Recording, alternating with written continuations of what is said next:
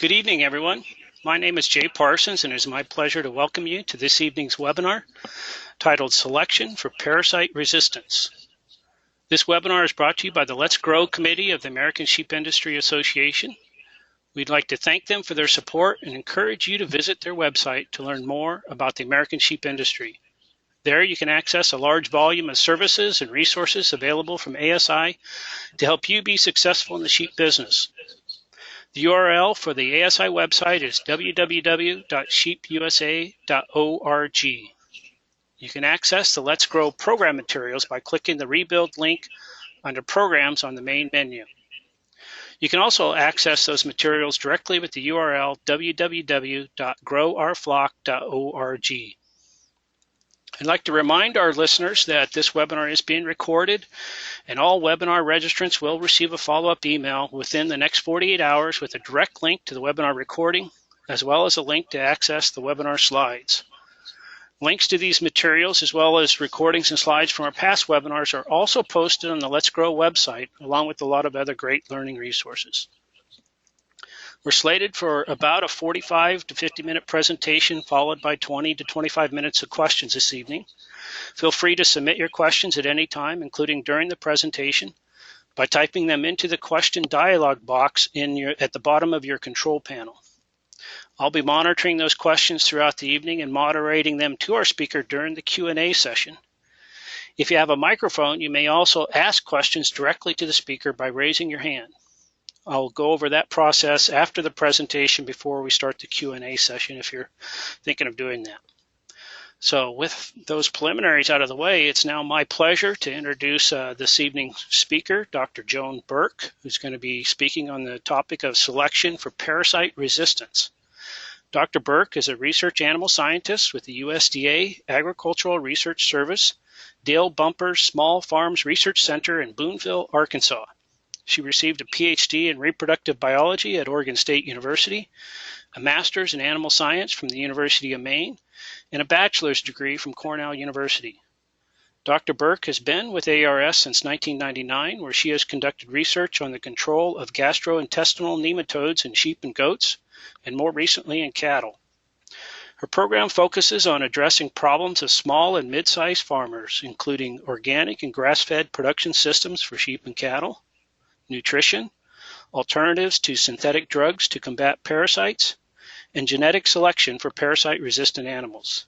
And she is also an award winner in the development of technology and technology transfer to aid in the control of internal parasites in sheep and goats. So it's great to have Dr. Burke with us here this evening, and I'm going to go ahead and turn the microphone over to her, and I will be back in about 45 minutes to facilitate the Q&A session. Dr. Burke, the floor is yours.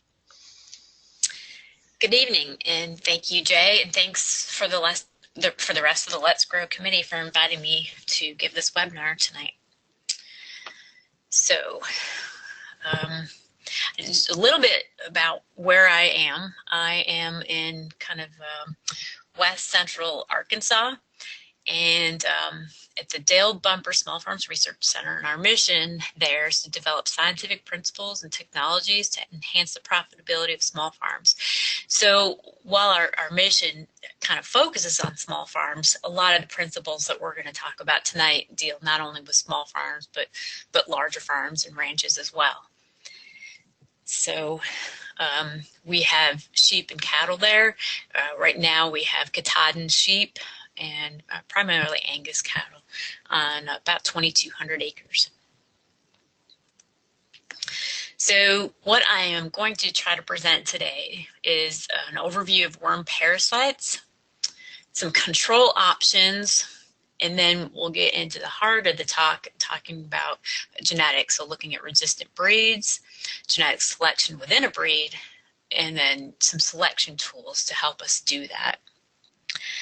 So the focus of this presentation will be on sheep, but in most of the slides you're going to see are on sheep. But a lot of the same principles may apply to goats for the most part, and I'll kind of clarify what that means in a little bit. So it's important to understand the biology of the parasites for those unfamiliar with it. Some more detailed information can be found on our consortium website. So I am a member of the American Consortium for Small Ruminant Parasite Control, and the website can be found at www.wormx, that's WORMX.info. In case you kind of miss some of these concepts and you want more information, you can find it there. So gastrointestinal parasites infect both sheep and goats. It's one of the greatest health issues, and it causes anemia, reduced weight gains, poor performance, and death in animals that have a pretty severe infection. And the reason why the problem is one of our greatest health issues is because of widespread anthelmintic or dewormer resistance, and that limits how we can control parasites.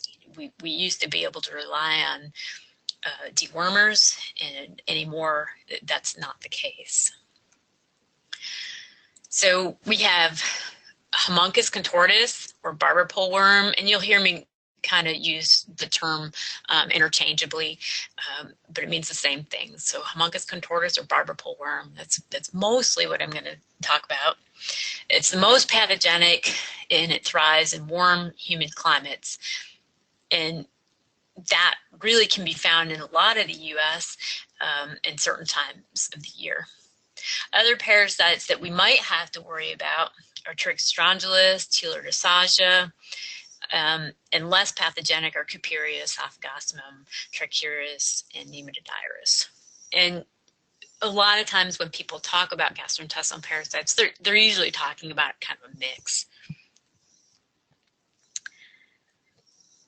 So,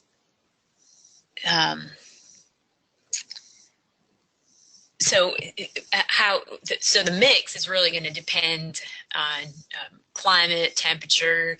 You'll typically see Homuncus in the warmer times of the year, and you'll see some of the others during cooler times.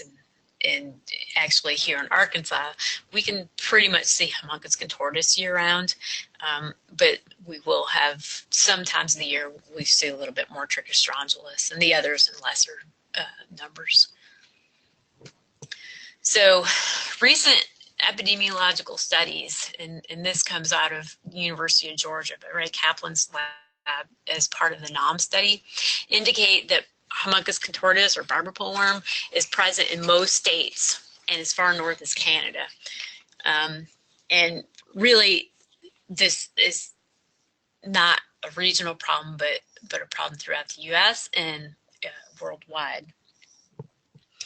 And what makes that worse is where we used to think that Homuncus contortus could be killed over the winter, we have evidence in Ohio and Montana that barber pole worm can overwinter. That means that the infective larvae are able to survive during the winter months. And usually that's because you've got some snow cover sort of insulating them and preventing them from getting too cold.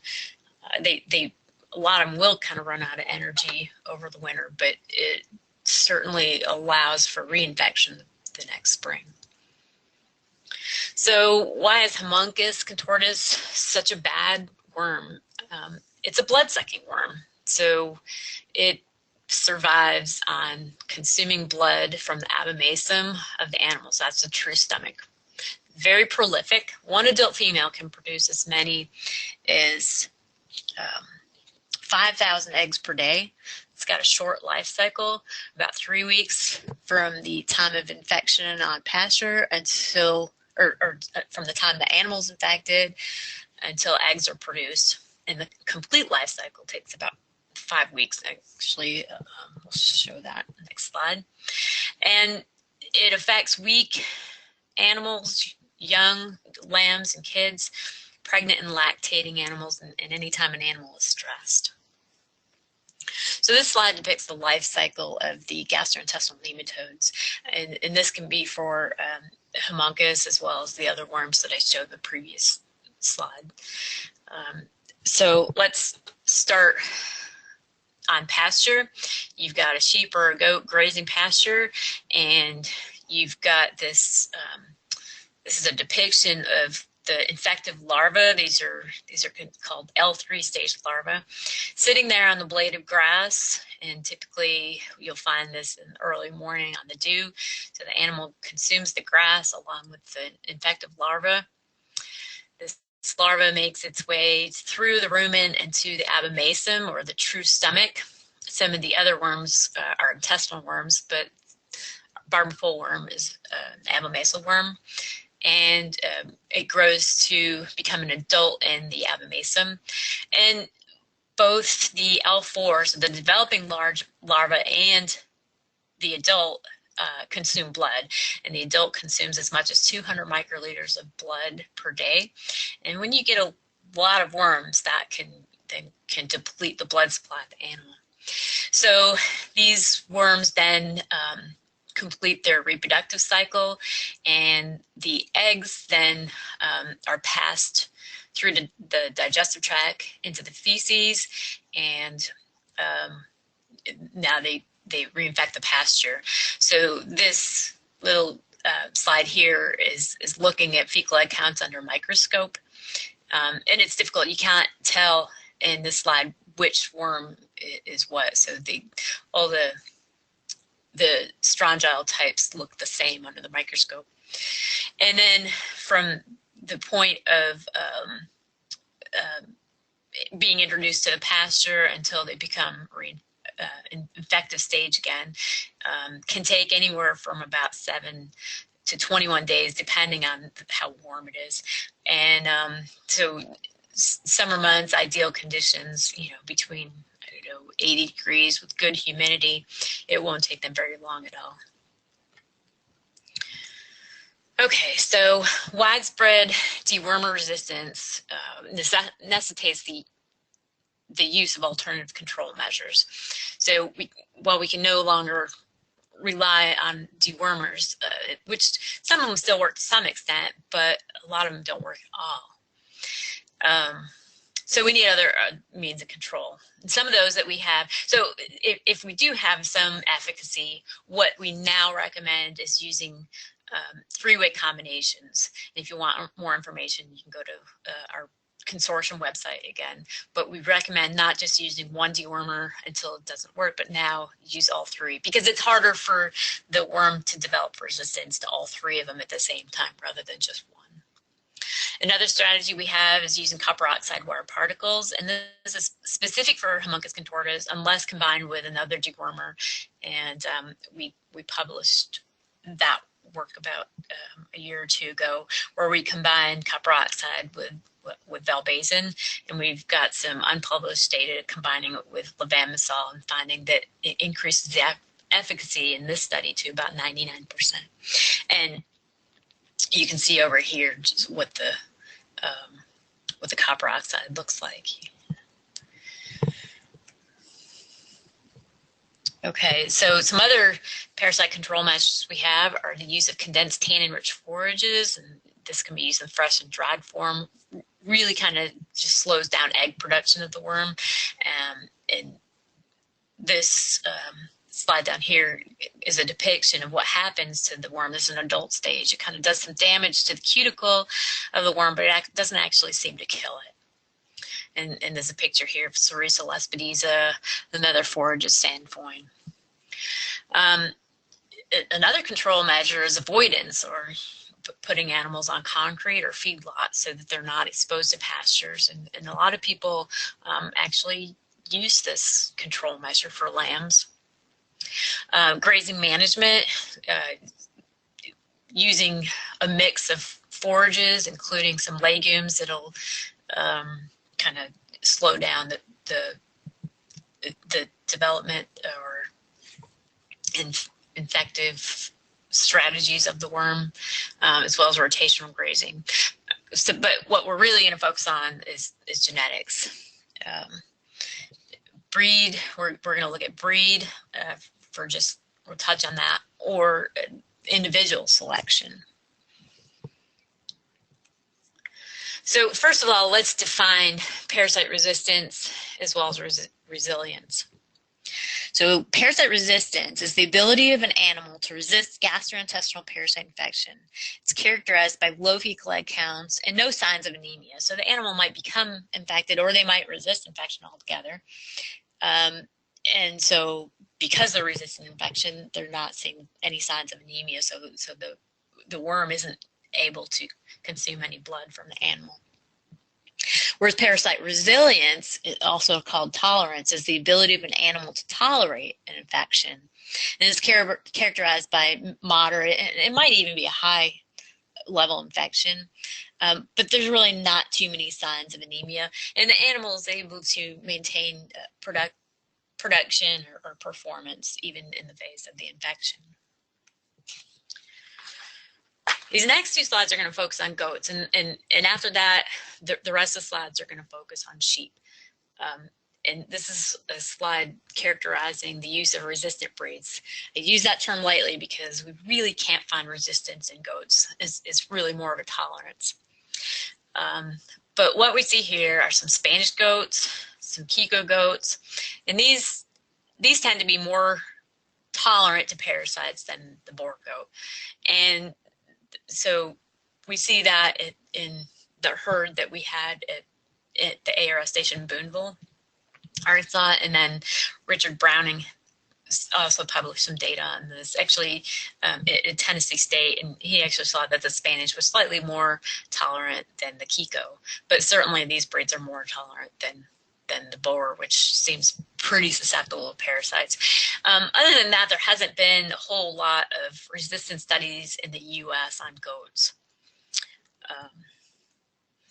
Now this next slide, I'm going to jump ahead a little bit here just for the goats, kind of to finish up what we want to say here.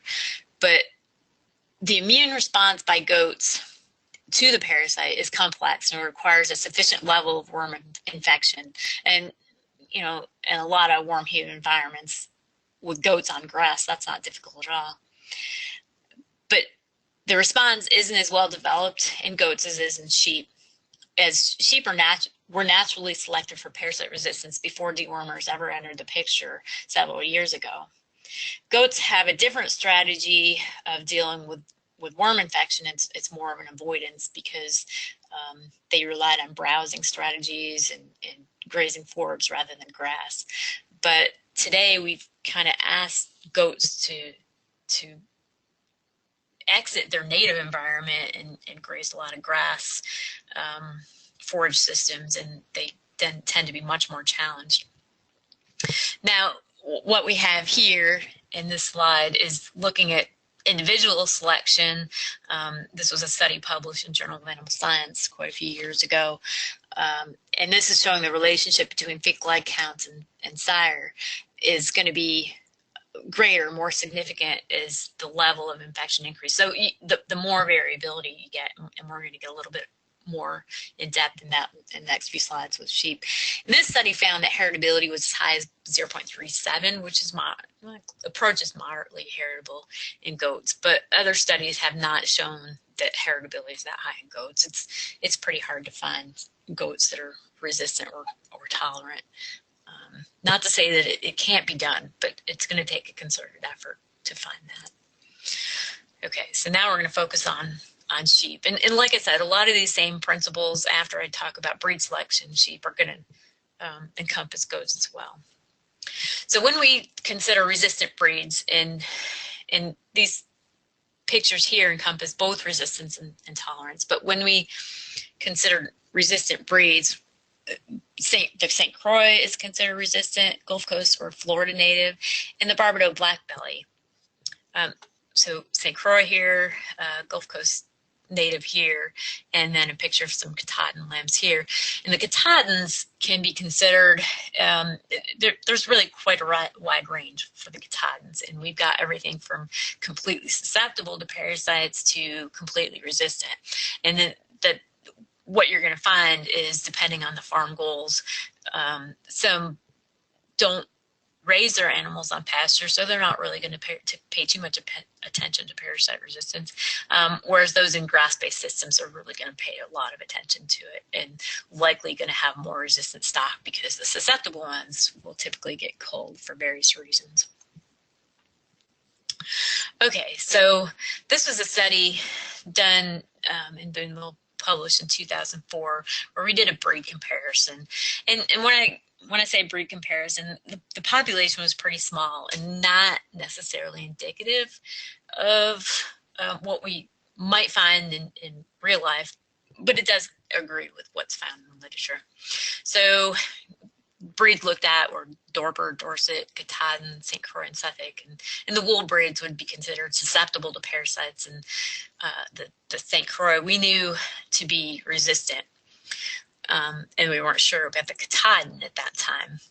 So what you're going to see in several slides is fecal egg counts and eggs per gram, and that's found on the y-axis here. And this is a really good estimate of parasite infection. So obviously, the higher the fecal egg count, the more infected the animal is.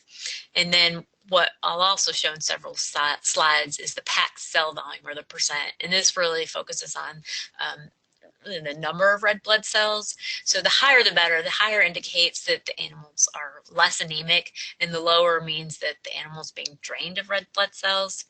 Not necessarily always due to parasites, but in the studies that we're looking at, there's a direct correlation to the parasite infection. So anything below 25, 20 especially, is considered anemic. And so we can see in the red arrows that refers to the St. Croix breed. So they have lower fecal egg counts and higher packed cell volume than the other breeds, and some of the others are kind of moderate or in the middle. But so this particular slide is of lambs in this breed type, and then in the next slide we are looking at ewes during the summer months. So we've got these reversed here: fecal egg counts on this side and packed cell volume on this side. So again, looking at the St. Croix, which now we've got in the pink diamonds, the arrow still pointing to the St. Croix there, showing that even in early July, where we see a response to greater proportion of parasites on pasture, the St. Croix maintains a good level of non-anemia, so to speak, and relatively lower fecal egg count than the other breeds. And so I always think of the St. Croix as the gold standard for parasite resistance. So they can't, obviously in this slide shows they can get infected, so they don't completely resist the infection, and they're certainly tolerant to the infection. So what's the impact of having that resistant breed? What does it mean for the flock? So what we have here are the number of times an animal was dewormed per year, and we would either use the level of anemia as an indicator of when animals should be dewormed. In some later slides, we use FAMACHA scores. So FAMACHA is an indicator of anemia. So when the animals become anemic, we would deworm. And in some of our studies, I believe in this early study, we would deworm the breed when they reached a threshold level. In later studies, we dewormed individuals. But so this would be the number of times dewormed in the years of the study, 2004 to 6. So the Katahdin breed at that time, and we had not done any selection for parasite resistance when this study took place. So there was a significant difference between breed types in 2004 and 6, which would have been wetter years.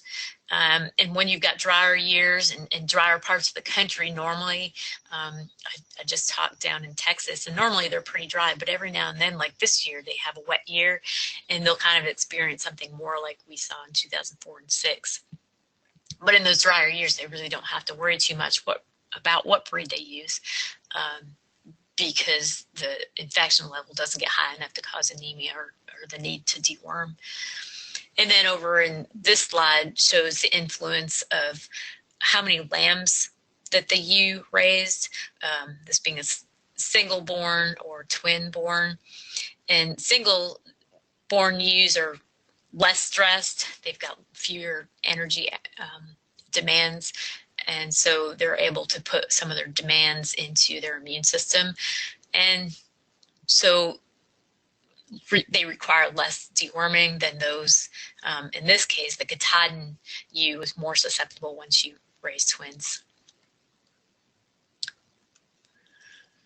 Okay, this next slide is showing what happens when you take a resistant breed and cross it to a susceptible breed. So let's say you want to do some crossbreeding because maybe you decide you want to use the St. Croix because of her resistance, but you want some bigger lambs. So you put a terminal sire on her, like maybe a Suffolk or a Dorper, and you want some idea.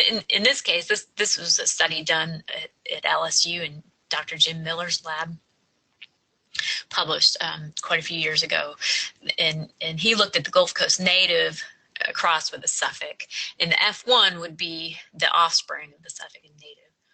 So here we can see, again, we've got the fecal egg counts and the packed cell volume, and we can see that the native is more resistant, having a lower fecal egg count, but that F1 or that crossbreed is borrowing some of that resistance from the resistant parent breed. And here's the Suffolk being much more susceptible to parasites. And again, that translates into less anemia in both the native and its offspring. So it's a good strategy, taking a breed approach.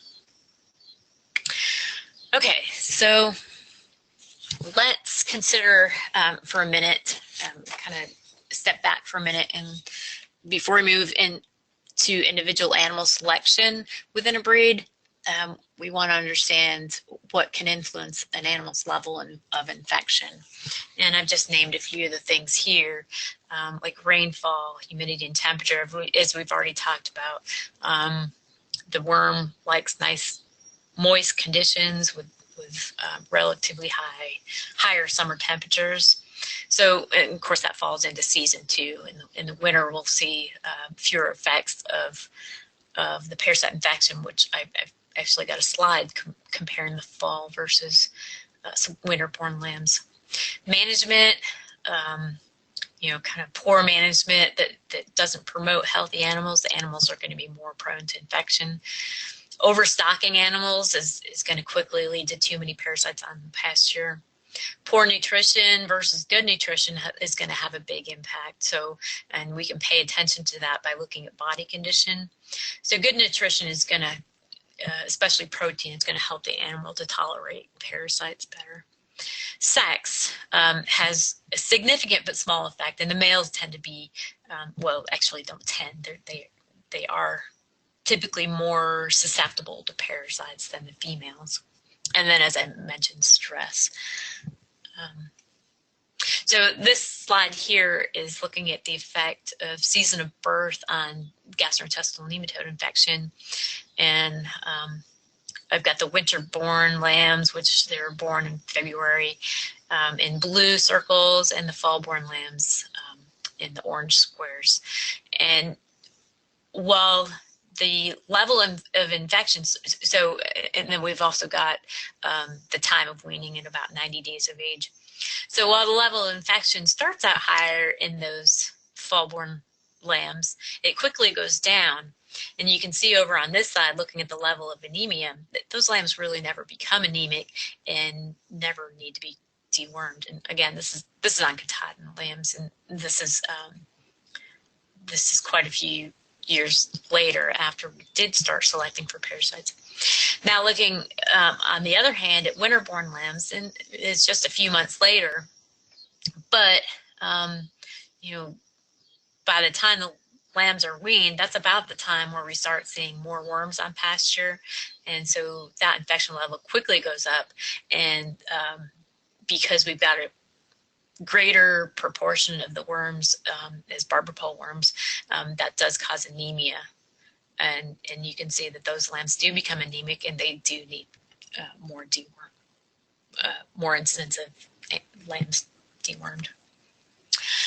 So you might ask where the worms come from when we've got a nice fresh spring pasture.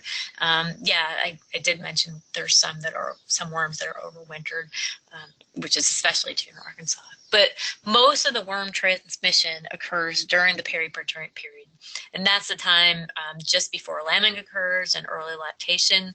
The ewe's immune system relaxes. That's why we call it the periparturient rise. Her immune system is depressed, and so any worms that she's carrying over the winter they somehow, and we don't know how, but they somehow know how to wake up, and they become active, and then the ewes becomes infected. So those worms can actually sometimes go into kind of a sleep during the winter months. We don't actually see that in Arkansas, but some of the cooler states might see that. And we actually see, and you saw in a couple slides back, where the ewes' fecal egg counts can go way up, and then they subsequently infect their lambs on pasture. Body condition of the dam will affect the parasite load of the pasture of the animal. So ewes that are in lower body condition, whether due to poor nutrition or having more lambs on them, are going to be more susceptible. And litter size, of course, you saw the slide earlier on the single versus the twins. And age also will influence her performance as well. And got this on this slide here. This is a recent study that we did on the Katahdin data from some of the Katahdin data from the NSIP, the National Sheep Improvement Program. In this slide here, we're looking at the influence of dam age on fecal egg counts, and we see that those yearling ewes are more susceptible to parasites having a higher fecal egg count than some of the older ewes. And then also see, so this would be at 90 days versus 120 days post lambing. So more in effect at 90 days when the we actually get more of a variety of fecal egg counts, from very low to very high, and they start dwindling a little bit lower naturally by 120 days. And this slide here shows the effect of the number of lambs born or weaned. So the first number would be the lamb born, and the second number, the number of lambs weaned. So single born and weaned versus triplet born but twin weaned, for example. So it's 60, 90, and 120 days post lambing, and the single born are going to be less influenced by the parasite infection as those multiple borns, especially the triplet born, in up to 90 days of age. Okay, so let's now look at how we can measure performance. And in this case, performance meaning how an animal responds to a parasite infection, or rather its level of resistance or tolerance. So the performance or the resistance can be influenced both by genetics and the environment. And in order to select for individuals, we want to be able to separate these effects so we know what the genetic contribution is to performance. So some ways that we can do that are, one, doing a performance test. For example, the performance test associated with Virginia Tech, they specifically look at parasite resistance in breeds, mostly Katahdin, but they do have some other breeds in that test, and some other I believe there's a goat test in Oklahoma that also looks at parasite resistance or individual response to parasite infection. And in this case, so the environment is similar among the animals.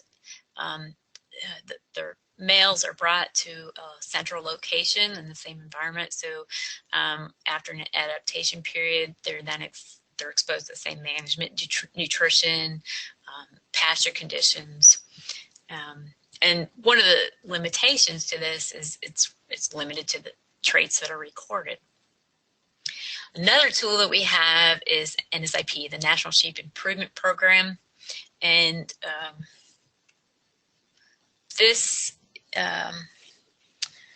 what NSIP does is it provides predictable, economically important genetic evaluation information to the American sheep industry by converting performance records into relevant decision-making tools. And these tools are EBVs, or estimated breeding values. And this is the inherited genetic potential both from the sire and the dam. And as an animal grows, develops, and is retained by the flock, not only do we have data from the individual animal, the sire and the dam, but also relatives, and this improves the accuracy of the EBVs. And it's also linked to other flocks if there is a genetic link to other flocks, and this also increases the accuracy of these numbers. So when we use NSIP to select for parasite resistance, what happens is NSIP allows recording of fecal egg counts at 3 different ages, actually, at weaning between 42 and 90 days of age, at post-weaning between 90 and 150 days of age, and more recently they've included a place to put fecal egg counts of the yearling, I believe, for a 3-year period.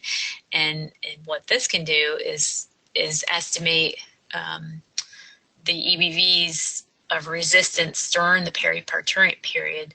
And I'm not going to talk too much more about that, but it is a heritable trait, so that's something that should be considered. But most of the data that we're going to see in the Katahdin breed and the Polype breed have a number of flocks that are recording data. Any breed can enter data, as well as goats. So the more people that enter data and the more connected the flocks or herds are, the more reliable the data is going to be. But the weaning fecal egg count is generally collected at a time when lambs are first dewormed, but and it generally occurs at weaning or sometimes pre-weaning. If lambs are weaned at 120 days of age, for example, then it's actually going to be a pre-weaning. But in Australia, and the equations and in the calculations are actually entered in NSP and then transferred to a program in Australia. But they consider the time period here between 42 and 90 days, and then post-weaning between 90 and 150 days. So often lambs are dewormed here, but some flocks want to limit the amount of deworming, whether they're grass-based, organic, or they know that they have dewormers that simply don't work. And sometimes animals are all dewormed, and then a second sample taken about 45 to 60 days later. So we've got 2 measures, and the 2 measures are highly correlated. So some flocks are not able to collect both, and they only collect one, and there's still value in that. And some data, again, looking at a subset of the Katahdin data entered into NSIP, collecting fecal egg counts. This slide shows that the peak fecal egg count, so we had lambs collected about 60 days of age, 90 days of age, and 120 days of age. If we just kind of pay attention to this black line, which is the average, we see that the peak fecal egg count occurred in the flocks that we looked at, which consisted of about 10 flocks, but at about 120 days of age. And that's because before the lambs are weaned, typically they're less stressed. They've got some protection by consuming milk, which helps a little bit with tolerance to parasites. But after weaning, the animals become pretty stressed. Weaning is very stressful. And then also, as I mentioned earlier, they're being exposed to the summer conditions where the worm load on the pastures really started to skyrocket. And this slide here shows the same kind of relationship, but looking at the fecal egg counts in the dam during that periparturient period. So we've got minus 20 days up to 80 days postpartum. And in this case, in the Katahdins, the peak occurred at about 30 days post-lambing. And so you can see it does fall off after that.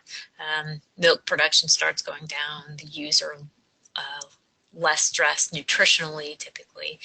And so, and a lot of this reduction here is not due to deworming, but actually it's kind of a natural phenomenon in these Katahdin ewes to be able to kind of reject the infection once her immune system starts working properly again.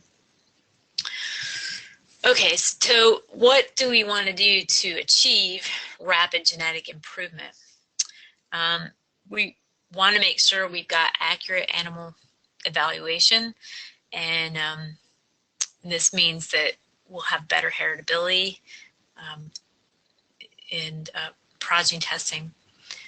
We want to have intense and timely selection. We want to keep only the best when we're trying to improve genetics within a flock. Variation within the population is important. The more variation that's present, the easier it is to identify the best.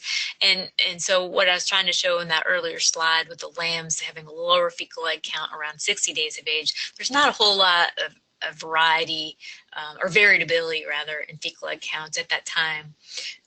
And we want to make sure that, you know, as the, I mean, you have to be a little bit careful, but as that parasite infection increases, you typically have anywhere from 0 to sometimes as high as 60,000 eggs per gram, which obviously not good. So we want to make sure we have that variability without going over the edge and losing animals. So there is a little bit of tightrope to walk there.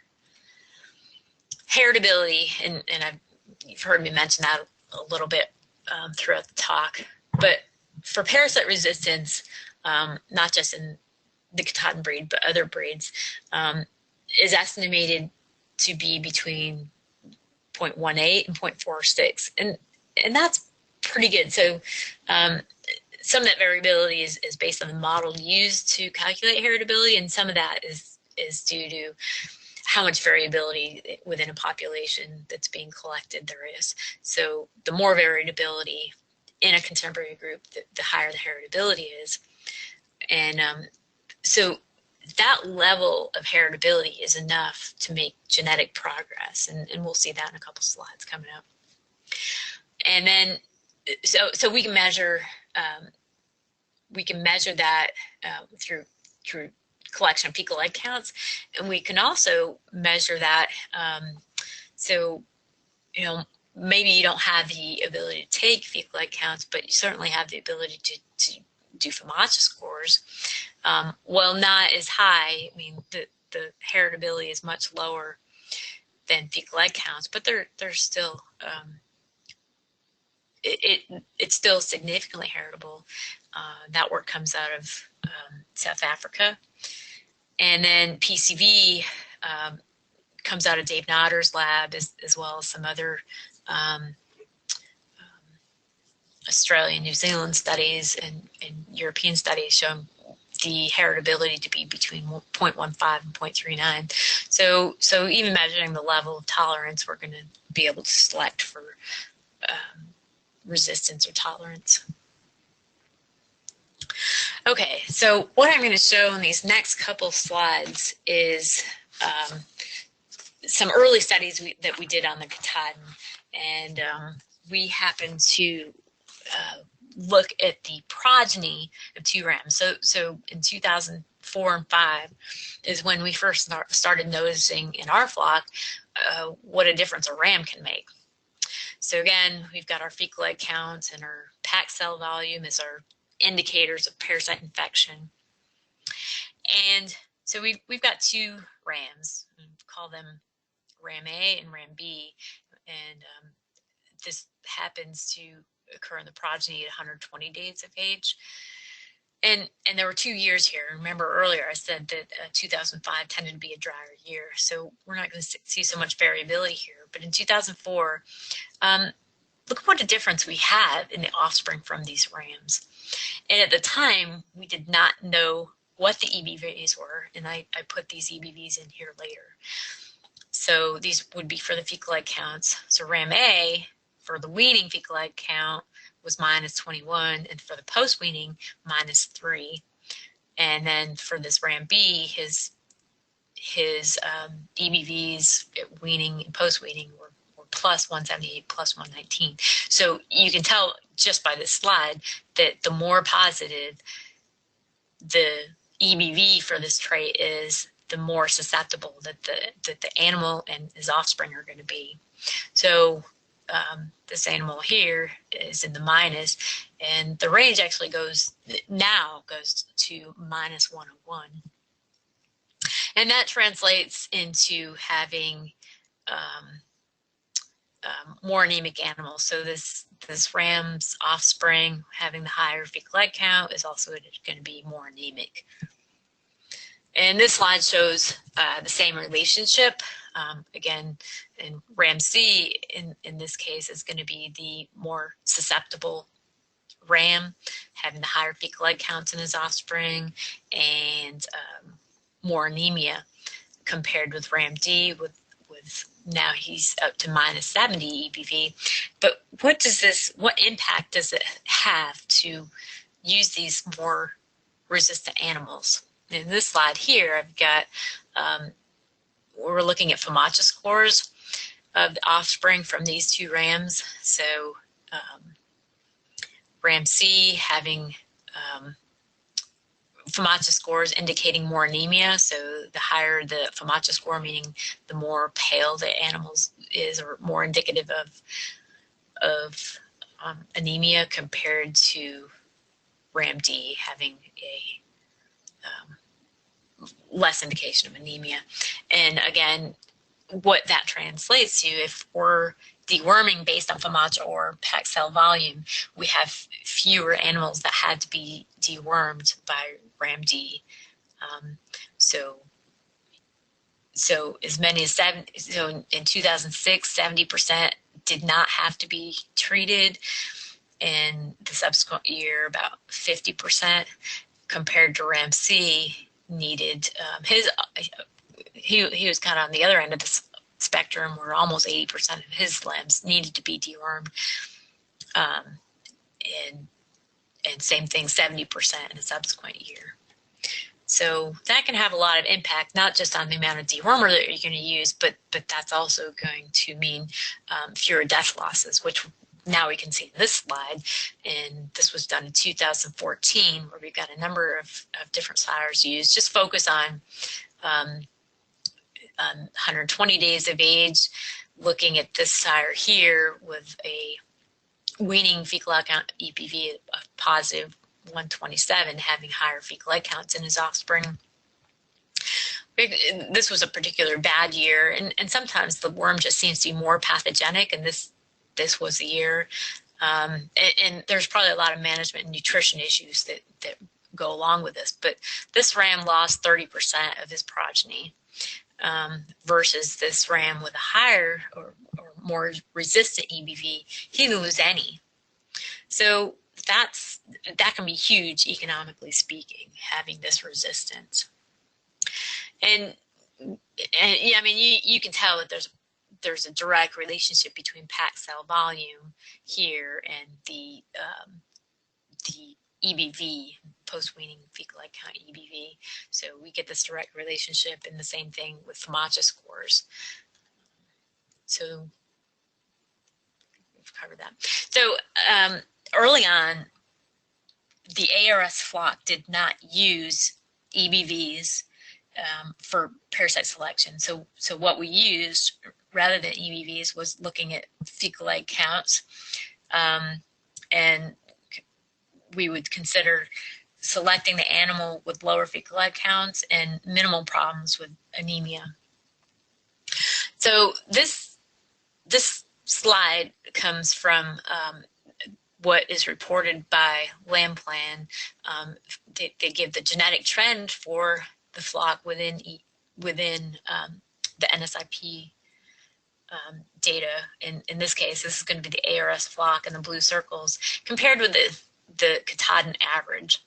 So up until, and we started using the EBVs in 2011. So if we just focus on 2001 to 11, and considering that we probably started seriously selecting in 2005, we're still well above the average Katahdin flocks entering data for parasite resistance, or actually for parasite susceptibility. So we're not doing so great out here. And now this plot here on the bottom, the data goes between 2006 and 2016. And I've got this dotted line here showing when we started using EBVs. So, you know, some progress up here using fecal egg counts by itself. But when we start looking at EBVs, which again takes into account relationships with relatives, we start making huge progress. But what does that mean to other traits? If we select for parasite resistance, are we going to lose out on other traits? And we kind of used to joke with each other, that the people doing selection, that we were always selecting the ugliest rams with the lowest fecal egg count. But that seemed to change with time. So as we paid attention to the other traits,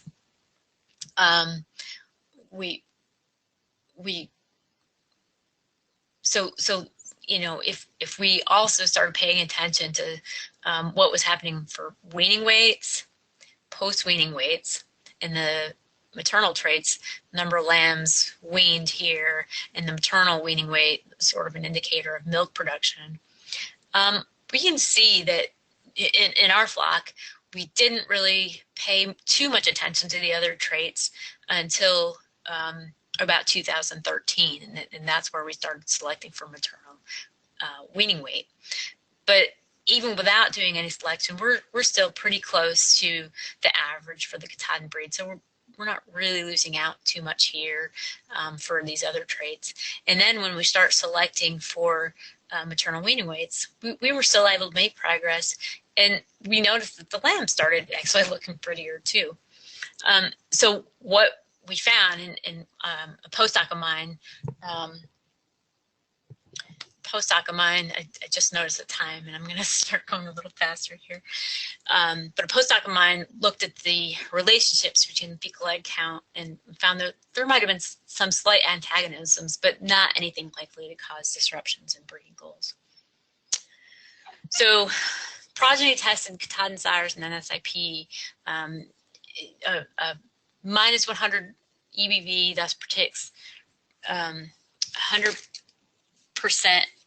reduction in average progeny fecal egg count relative to the mean, and is the lower limit for fecal egg count EBVs. And there is no upper limit, so values can go as high as plus 500, which I'll show in the next slide what a variation there can be within the breed, which would be here. So this is Dave Notter's slide he presented a few years back, showing that there's rams in NSIP ranging from minus 100 all the way up to almost plus 500. And so we get quite a bit of variability there. So in summary, we see that genetic resistance to parasite infection is one of the most promising means to control worms in a flock. Resistance and or resilience can be gained in particular breeds or in individuals. Selection of resistant sires using EBVs leads to lower fecal egg counts, inflammatory scores, and higher PCVs in offspring. Producers should select sires with balanced EBVs, including EBVs for the weight traits as well as maternal traits. Commercial flocks can benefit from NSIP even if they don't enter data by purchasing sires with known EBVs, and they can then kind of borrow the resistance from the tested flocks and insert that into their commercial flocks. If you want more information on some of these topics, you can see, again, look at wormx.info, sheepandgoat.com, and there's some real good after publications. I've got the site there. And I want to acknowledge that this work is supported by the USDA NIFR grant, the Organic Research and Education Initiative. So a lot of our funding to do this work came from that. And I also want to acknowledge contributions from Dr. Notter, as well as the American Consortium for Small Ruminant Parasite Control. And at this time, I will be happy to take any questions.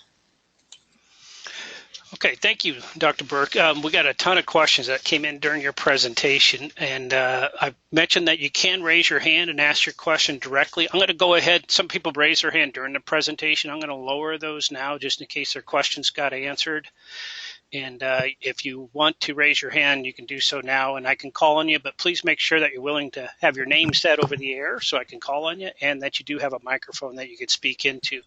I'm going to end kind of where you left off, because the NSIP and the EBVs, there's a lot of questions surrounding that information and how do we use it. You hit on that a little bit in terms of purchasing a ram that has the traits that you want, but in terms of parasite resistance, the question is really, how does all of this NSIP EBVs translate to my flock and my pasture, which isn't part of the NSIP? And specifically, it's the location thing in terms of the parasite resistance. I know the breed stuff will transfer, but when you go to different parts of the country, how well does that transfer? How well it transfers is going to depend on how well connected your flock is to someone else. So, for example, if you're a Katahdin or polypay breeder, you want to make sure you've got some crosstalk or cross genetics between other flocks in there. Otherwise, if you're kind of off by yourself, the accuracies aren't going to be as high.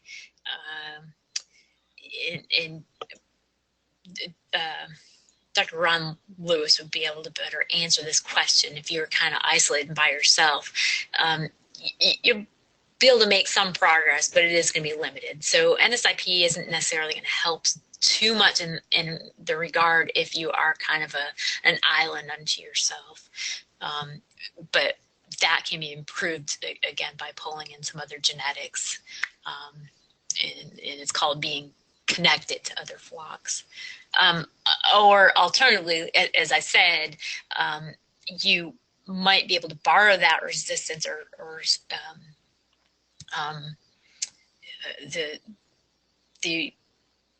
other flocks having real good EBVs for parasite resistance.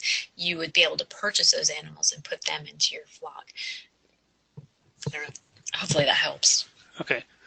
Dawn Heller, you have your hand up. I'm going to go ahead and unmute your microphone. Dawn, are you there? Right here. Okay, go ahead and ask your question. Yeah, this is probably a little bit far afield, and it deals exactly what you're talking about earlier, and that is, I raise Texels, and I'm part of NSIP, and there just is not the robust populations that we can draw from. However, we are bringing in semen from the UK, where they use something that they call it BASCO. I don't know if you're familiar with that or not. And they measure a lot of things, including worm resistance.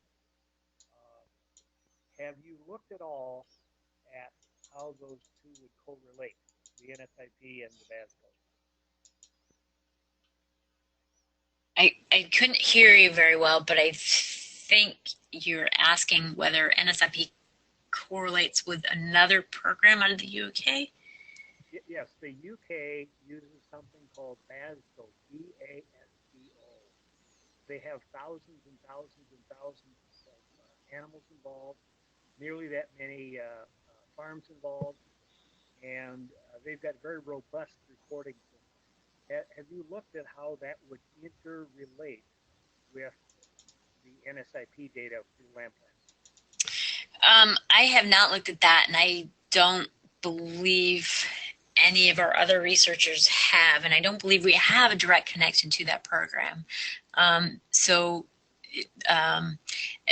may not be answering this correctly, but I do not believe there's crosstalk between those programs. And I don't know if there's any thought that there will be in the future or not. So I'm sorry. That's the best I can do on that question. Okay. Well, thank you. I've got that basic, asking them, I've gotten the same basic response. So I was just hoping that perhaps you've seen something. Yeah, and so being a Texel breed, I do understand that the Texel does have potential for, I'm not sure if it's resistance or tolerance. And, you know, what I would do is encourage other Texel breeders to collect data because then in the U.S. we can begin to have a database and we'll begin to have more information on how resistant or tolerant the Texels are. And Scott Bowdridge out of West Virginia University is working on the Texels and looking at the immune response to parasites. So maybe in the future we'll be able to kind of bring that into the picture. Thank you. Okay, thank you, Don. Okay, speaking of breeds, we had a question on Rambouillets being one of the most popular breeds in the country. Is anybody doing work on Rambouillets at all? That is a good question, and there's been some talk from the Texas A&M AgriLife folks down in San Angelo about doing some work with Rambouillets. I don't believe they've gotten that started yet, but there is some talk about doing that.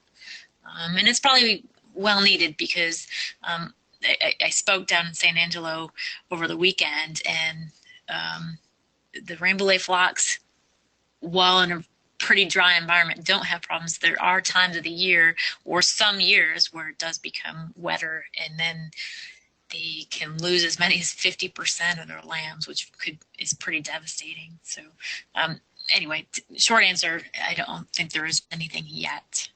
Okay, we had a question on the fecal egg counts. Why would we even care what species of nematode eggs we are dealing with if they have similar life cycle and control measures?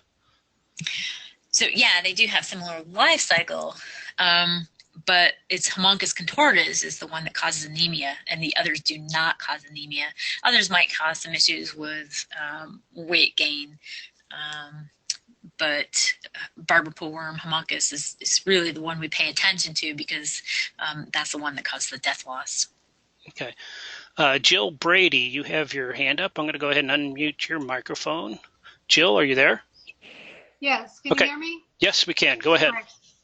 Okay. Copper wires. I know that you use 1 gram of copper wires for goat or for sheep. I'm sorry. How much do you use for goats? I have Kiko goats, so I'm fairly new with the Kiko goats, and I'd like to know on how much grams you use per goat.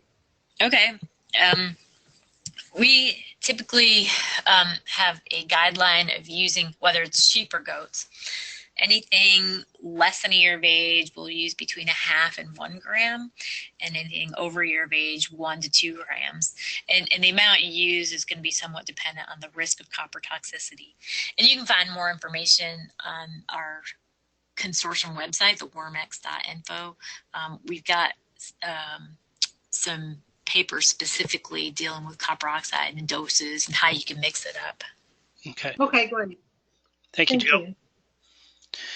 Yeah, and we did have several questions on the copper toxicity. Is there a risk of copper toxicity, et cetera? I'm assuming that's the best resource for you can point them to in terms of that question, or?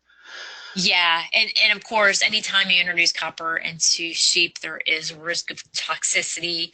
Not as much for goats, but again, it depends on how much copper is in the environment, in the diet, in the feed and the mineral.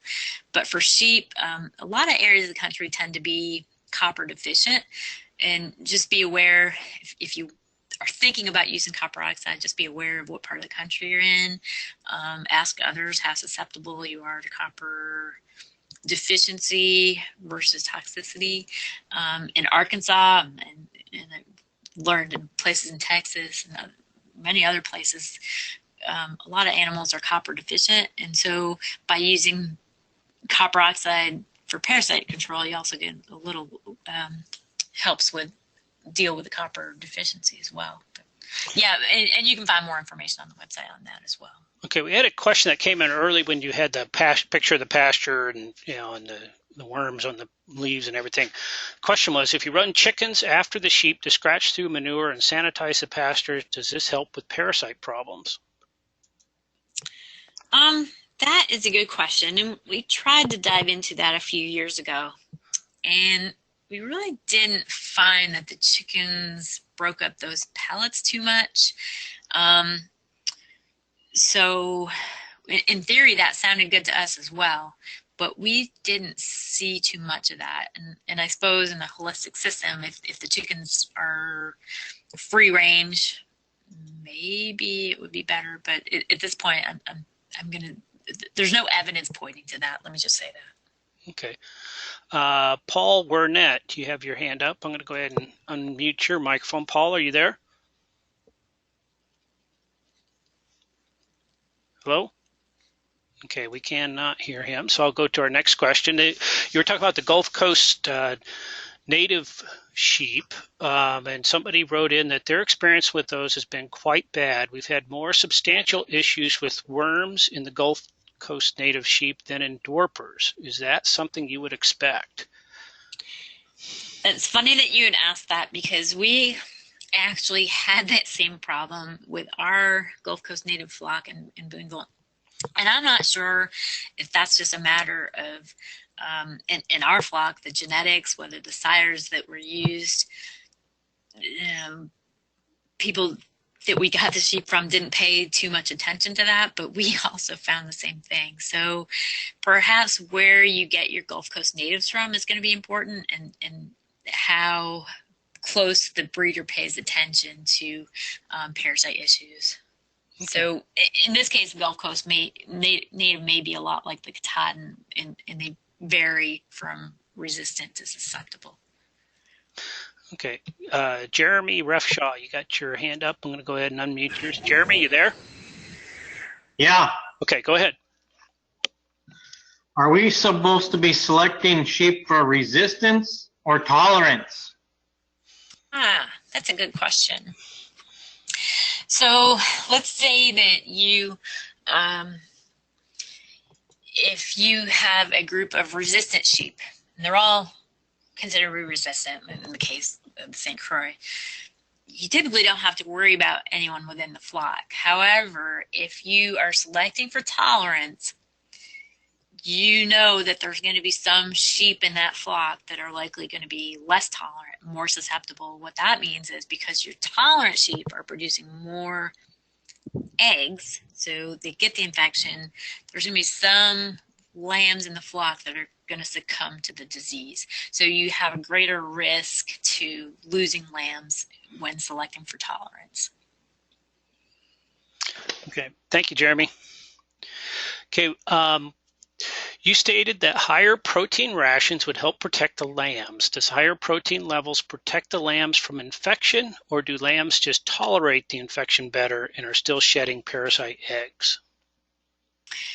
That's a good question. And so the higher protein helps stimulate the immune system. And I think you can have both situations occur. So you can have both a resistance to infection, and then for the most cases, it's going to be more a better tolerance. Okay, and a question on the parturient. Is that, did I say that right? Close, something.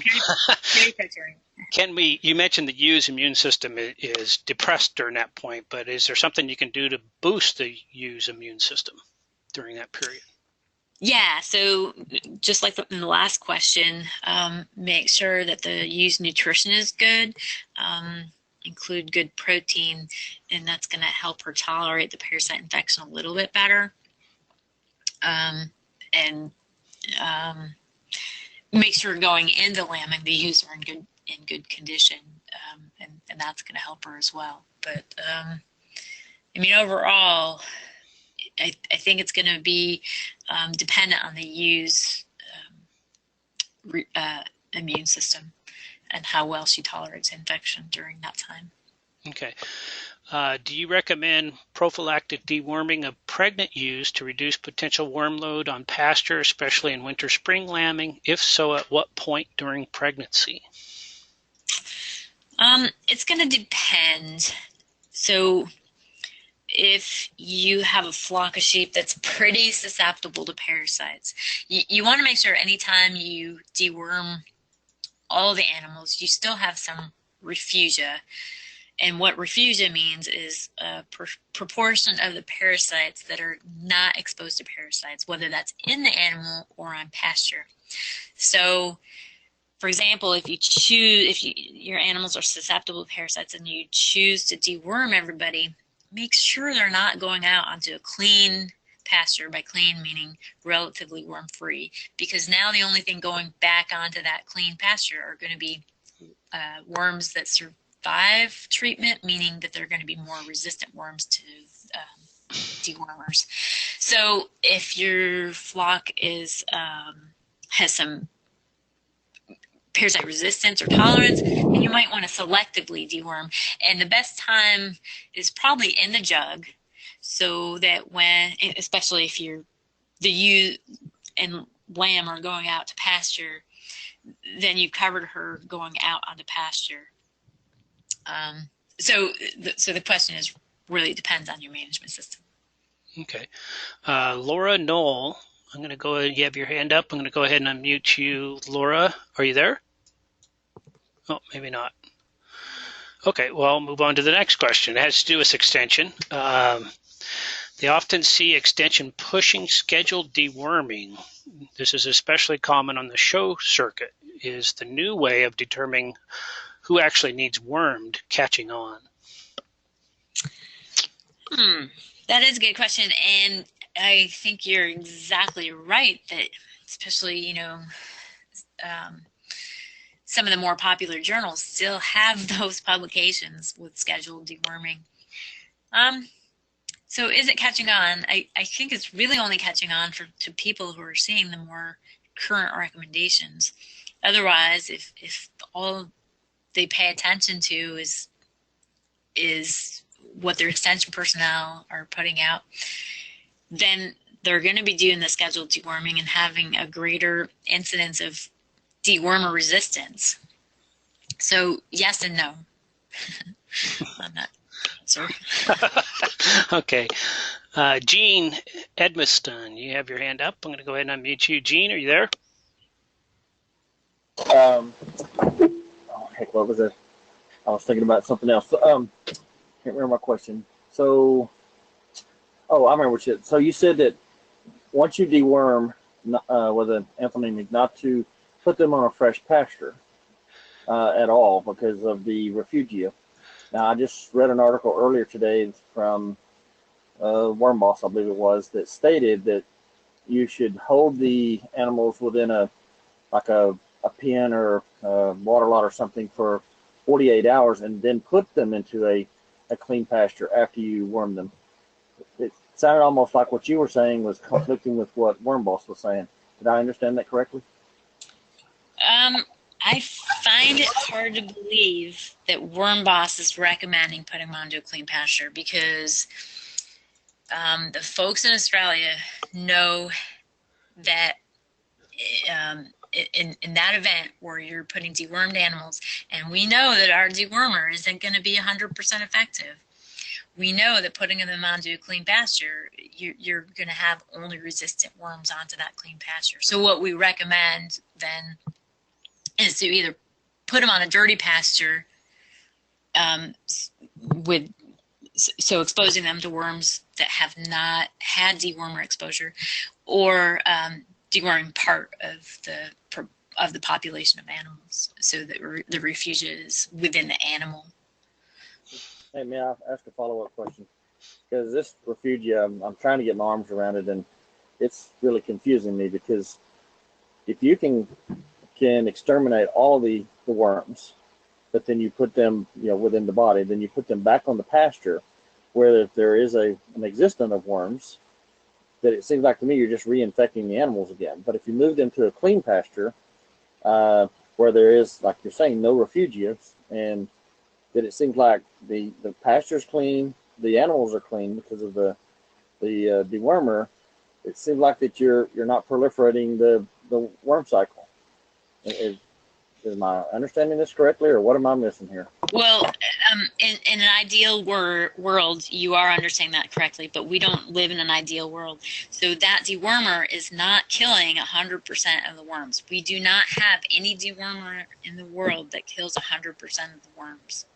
So let's say we have dewormer in the U.S., most of them aren't this high, but let's say we have a dewormer that's killing 98% of the worms. If you still have 2% of the worms in that animal going out on a clean pasture, while you may not have any problems over the next maybe year, 2 years, all of a sudden that population of worms, now resistant, are going to become a pretty huge problem for you, because now you don't have any dewormer tools in your toolbox that are going to control those. So, and refugia is kind of a hard concept because of that, because we assume that the dewormers work. And even if we were to pull in new dewormers into the U.S., which right now is being held up by FDA, those dewormers used in several other countries where they are allowed have already developed severe resistance, and mostly this initially occurred in goats. But that occurred in New Zealand, and I believe Denmark, and some other countries as well. So we don't have any dewormers that are 100% effective, and that's what makes this so confusing. Okay. Does that make sense? Hopefully that makes sense. Yeah, thank you, Jean. You mentioned the FDA holding up and the import of some dewormers. That people have been asking those questions, when are we going to get this or that? Did you have anything else you wanted to add to that in terms of the import of some of these tools that people are asking for from other countries? Sure. So a couple of the dewormers the one that was on the horizon is called Zolvix, and it was going to be available in the U.S. both for cattle and sheep. I'm not a veterinarian, so I don't know where the holdup is, but it's held up, to my knowledge, at this point indefinitely. That's the last word that I've gotten on that. So maybe it will eventually be here in the U.S. If it is, it's going to be rather an expensive dewormer that you're going to want to use in conjunction with other dewormers. So we recommend using multiple dewormers, and then in this one we would also do the same thing, because it's harder for worms to develop genetic resistance to those dewormers if treated with multiple products at the same time. So. Okay.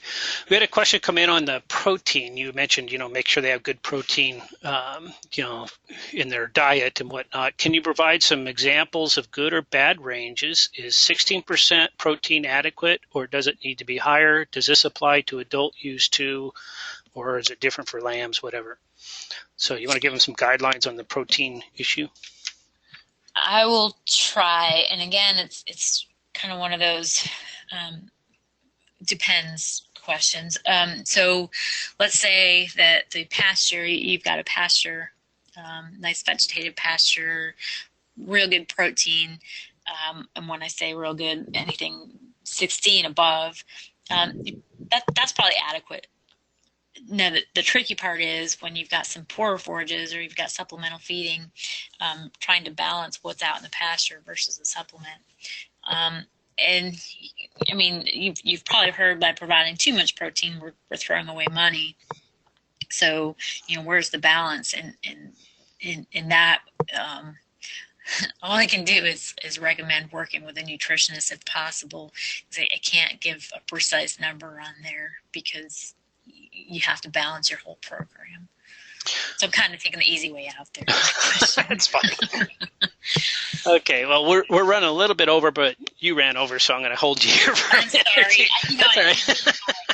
I warned you ahead of time. Elizabeth Murphy, you've had your hand up for quite some time. I'm going to unmute your microphone. Elizabeth, are you there? I'm here. Can you hear me? We can hear you great. Go ahead and ask your question. Okay.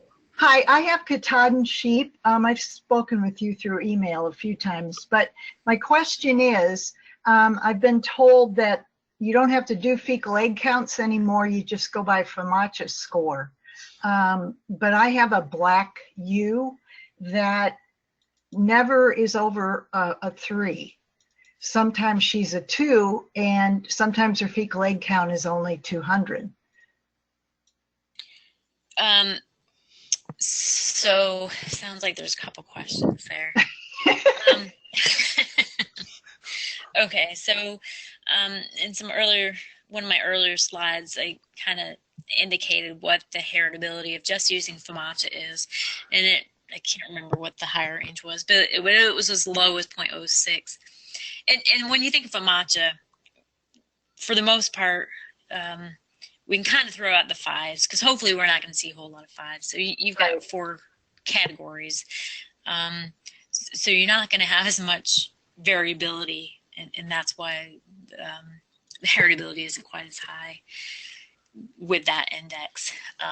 Fecal egg counts are kind of the gold standard for indicating parasite infection. So better to use fecal egg count. And keep in mind that there's other things that cause anemia besides Haemonchus or barber pole worm, and poor nutrition can lead to anemia, and there's some other things as well, toxicity and some other parasites. Okay. Thank you, Elizabeth. Thank you. And somebody asked a question on the fecal egg count in terms of getting training on that. Any suggestions on that? Fecal egg count training. Oh, that's a good question. You might be able to through the University of Rhode Island group, and that site is linked on our consortium website. I know they're doing FAMACHA training, and I'm not sure if they're doing the fecal egg count training or we've got a good video. There actually might be a good video put out by my colleague from the University of Rhode Island, Catherine Peterson and Ann Zajac. So I'm going to direct you there. Okay. Otherwise, that's a good question. There's probably there's got to be some good videos on that. So okay. Maybe just do some searching on that. Yeah, I knew people were doing FAMACHA, but I hadn't heard anybody mention fecal egg count education. So, okay, Mark Pates, you have your hand up. I'm going to unmute yours, and then I'll ask one more question, and we'll wrap it up. Mark, are you there? Apparently not. Jay, I might also, on the fecal egg counts, sometimes folks don't want to do it themselves. They've got a lot of animals. And there are some labs that do fecal egg counts, like Ann Zajac's lab and Dr. Jim Miller. And they're going to be a little bit cheaper than your vet diagnostic labs. Okay. And again, go through the consortium to find those. Okay, I'll go ahead and ask one last question here, and I apologize to all the people's questions I didn't get to. We had a lot of them come in, but somebody said most of the genetic heritability work that you showed was on Katahdins. Are the results pretty much transferable to other hair breeds mentioned earlier, Barbados and St. Croix in particular? For the most part, it is going to be transferable. And again, if you want EBVs on those, the more data that's put into the system, the more reliable it's going to be.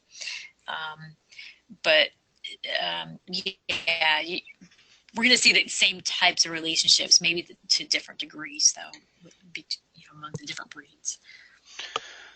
Okay, and we did have one listener type in while you were answering that there is some fecal egg count training on the internet, so you might try searching and seeing what's out there, I guess. So with that, I think we'll go ahead and wrap up. We ran a little bit long, but a lot of information to cover and a lot of interest in this topic. So Dr. Burke, I thank you for your presentation. All people who registered for this webinar will be getting a follow-up email with a link to the recording of tonight's presentation, and then also a link to access the slides that Dr. Burke used. And some of you did ask some questions in particular on some of the slides as far as what color represented what or whatever, some of those particulars on the slide. Sorry, we just didn't have time to get back into those, but I'm assuming, Dr. Burke, you're open to questions if somebody has a question on a particular slide that you had tonight. Yeah, of course. Yeah. So appreciate your great talk and great information, and appreciate everybody's attendance tonight. And once again, thanks to the American Sheep Industry Association and the Let's Grow Committee in particular for funding this. And we encourage you to visit their materials online at growourflock.org. And everybody have a good evening, and we'll see you next time.